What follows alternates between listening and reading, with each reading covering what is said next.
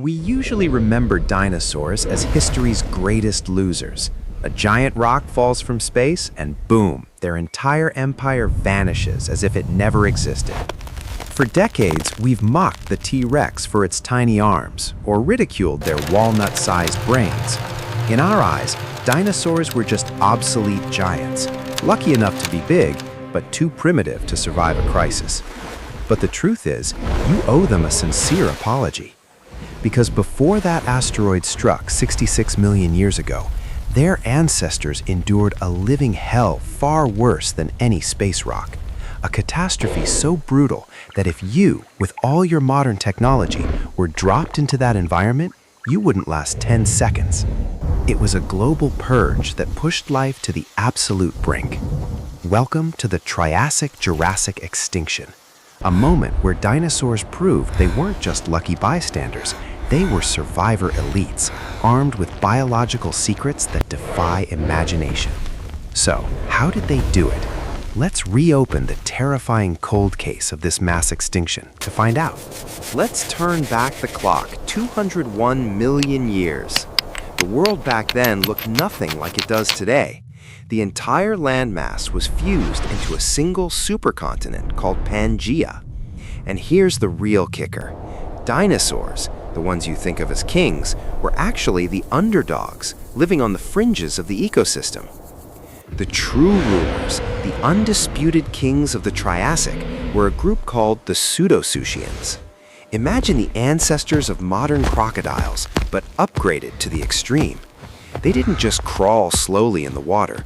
They stood tall on long, powerful legs and could sprint across land at high speeds. Meet Fasolasuchus, a massive killing machine and the largest land predator in history that wasn't a dinosaur. Or the phytosaurs, swamp monsters with terrifying jaws that looked like crocodiles but were twice the size of their modern descendants.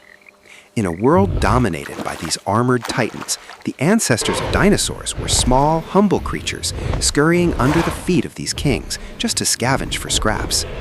At that time, if you had to bet on who would rule the future, no one would have picked the dinosaur. But fate was about to pull a cruel prank on everyone. It all began when Pangea could no longer contain the pressure from beneath, and the Earth began to crack open. In the very heart of the continent, a geological monster awoke, the Central Atlantic Magmatic Province, or CAMP.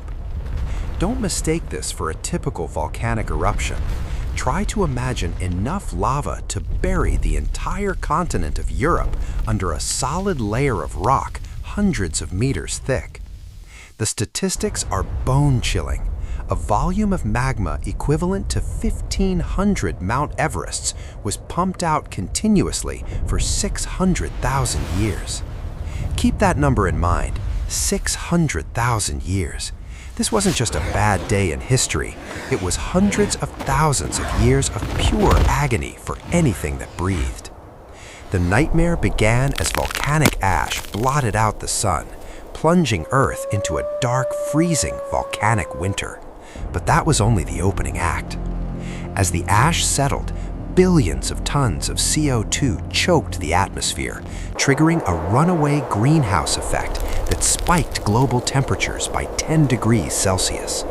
The oceans boiled, oxygen vanished, and life began to suffocate.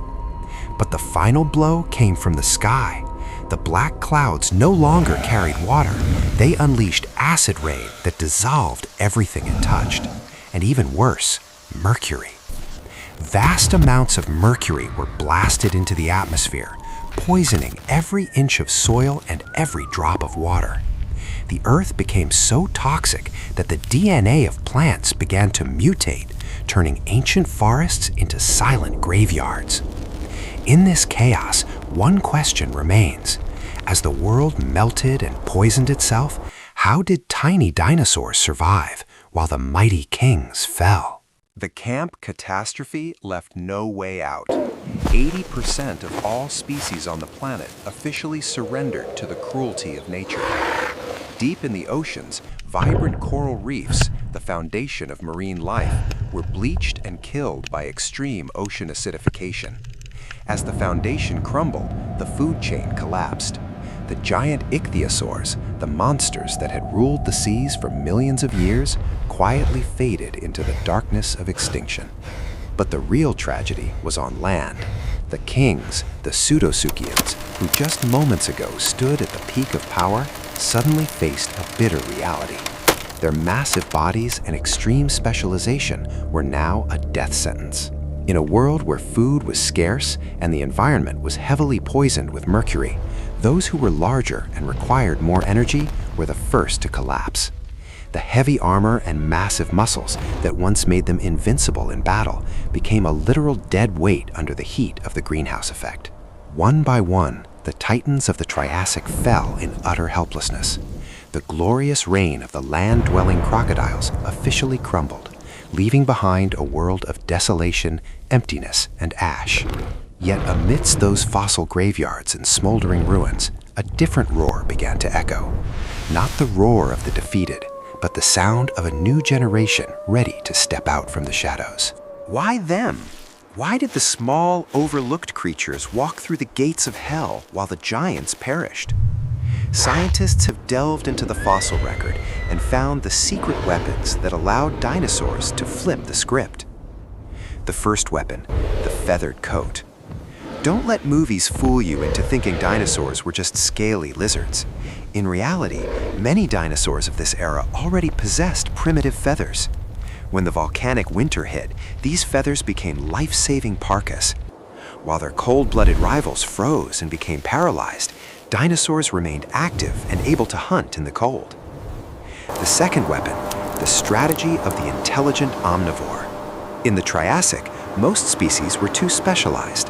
Some ate only one type of leaf, others only one type of prey. When the ecosystem collapsed, their food disappeared, and they died with it. But dinosaurs, they were dietary rebels.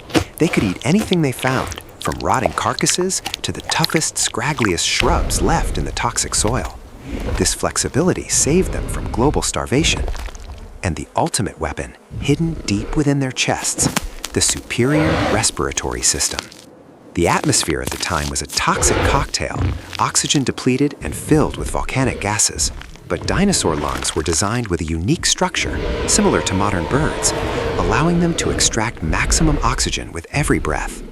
While their rivals struggled just to breathe, dinosaurs could still run, jump, and fight. Dinosaurs didn't win because of brute strength or aggression.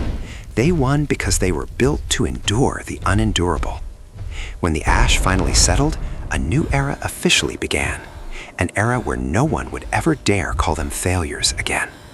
As the last of the acid rain ceased and the volcanic ash finally settled, a clear blue sky, hidden for hundreds of thousands of years, began to emerge.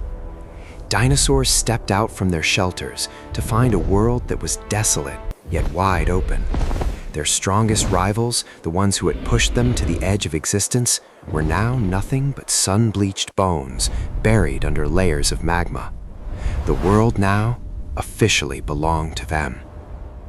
This brutal extinction cleared the field, creating a massive power vacuum that allowed the icons we love today, like the towering Brachiosaurus or the fierce Allosaurus, to evolve and thrive.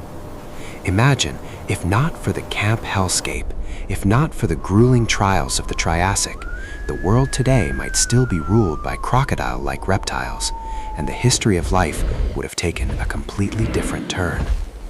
So, the next time someone mocks dinosaurs for failing against a space rock, remind them of this story. Remind them that their ancestors walked through fire, were pushed to the brink, and refused to break, becoming the absolute rulers of this planet for the next 135 million years.